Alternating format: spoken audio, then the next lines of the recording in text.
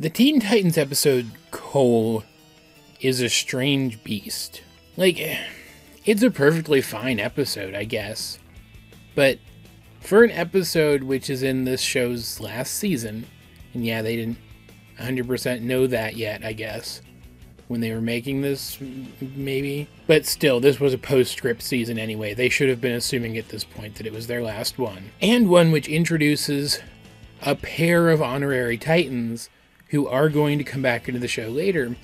It feels lacking. In this episode, the Titans go north to face off against Dr. Light. I just say north because it doesn't tell us exactly where they went, right? Because the good doctor has found a way to tap into the energy of the Northern Lights to supercharge himself via a really enormous and impractical machine. And as far as villain plots go, this isn't a terrible one. There's a lot of energy in an Aurora.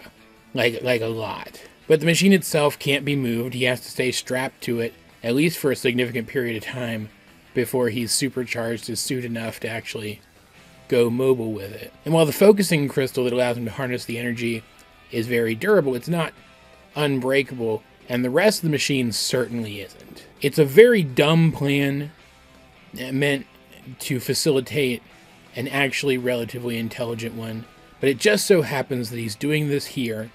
The Titans show up, and they just so happen to break the ground beneath their feet, and they just so happen to fall into a Journey to the Center of the Earth-esque prehistoric underground environment, where they just happen to befriend a pair, Kole and Gnark, who even take them in for the night and feed them dinner, who have a built-in interesting dynamic with the team, since Kole is from the surface, and Gnark has been to the surface, but doesn't particularly like it because he finds modern stuff to be frightening. He's been harmed by it in the past. And yet these are both genuinely good people who are trying to be good to the Titans, even if Gnark feels very uncomfortable around them. In particular, Cyborg, who is literally made of modern technology. But it also just so happens that Kole's superpower is that she can turn into an indestructible crystal, which can harness,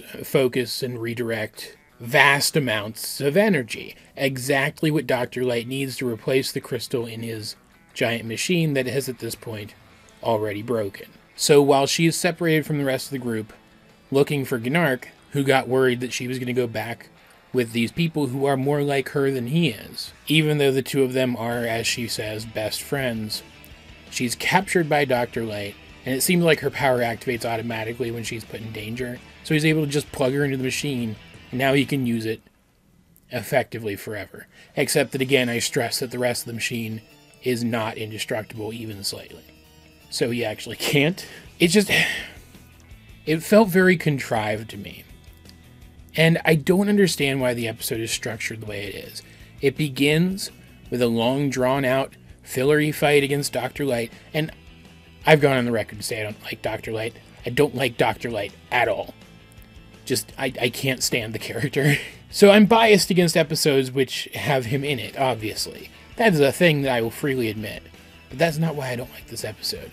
There's a long, fillery fight with him at the beginning, and there's an even longer, even more fillery fight with him at the end, as they try to get Kole back out of the machine, in which Gnark does overcome his fears and come to the surface, and even interact directly with the machine, ripping it apart in order to free his friend. And it was a cool moment. He got an arc in this episode. It wasn't a very complex one, but it was a complete arc, and I do think it works fairly well.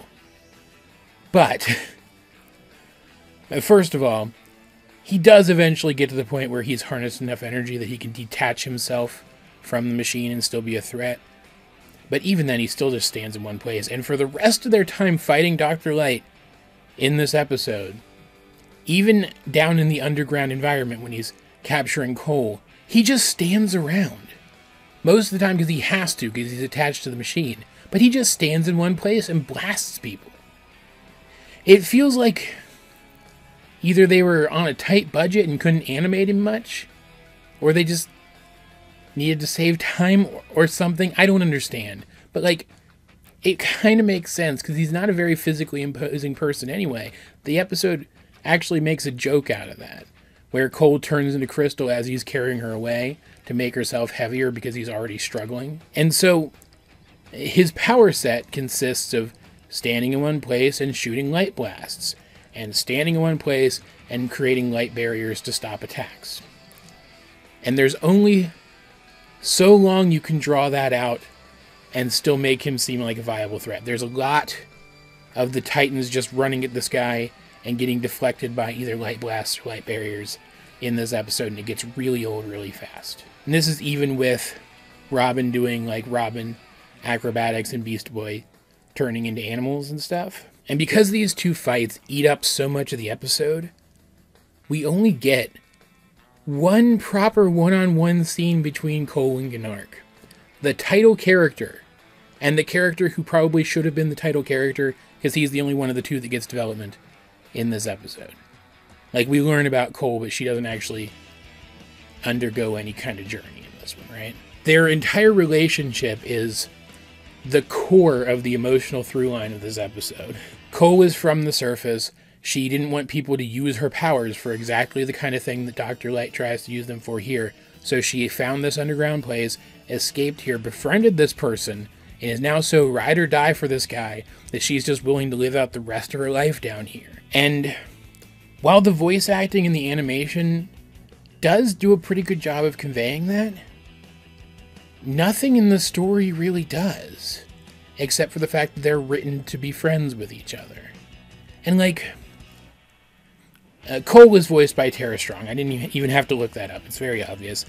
And Gnark is voiced by one of the guys that they have on hand to do, like he does Beast Boy's Werebeast form voice and stuff. He's just one of their voice guys. But straight up, he's like a Pokemon. He only says his name. He could have been voiced by any of the male voice actors on this show. I am 100% sure any one of them could have done it. So you have these two characters who are either played by actors who you already have in the booth, or who could be played by actors who you already have in the booth to play other characters. You could have given them more scenes together. You could have had it be that the Titans received reports from like a third party, an unnamed third party, of a teenage girl slipping in and out of some underground environment, and they go to investigate and they find her there. Just like a 15-second expositional intro, and then don't even explain how. I don't even care. Just have Dr. Light following them inside. Somehow he knows about her and knows about her powers. Maybe he's even the specific person that she went underground to avoid. Skip the first Dr. Light fight.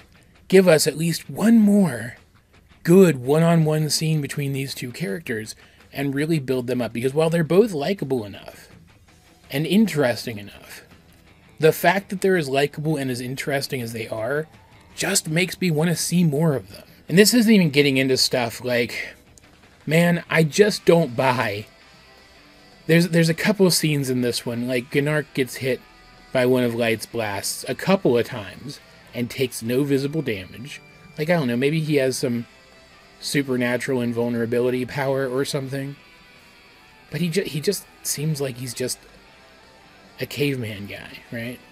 Like, they even call him a caveman at one point in the episode. And, like, when the Titans first fall down into this underground world, they're surrounded by a bunch of raptors. And I don't buy for a second that the Titans couldn't have beaten a bunch of raptors themselves. One of them is a telekinetic, psychic alien demon girl. Another of them is a basically girl Superman.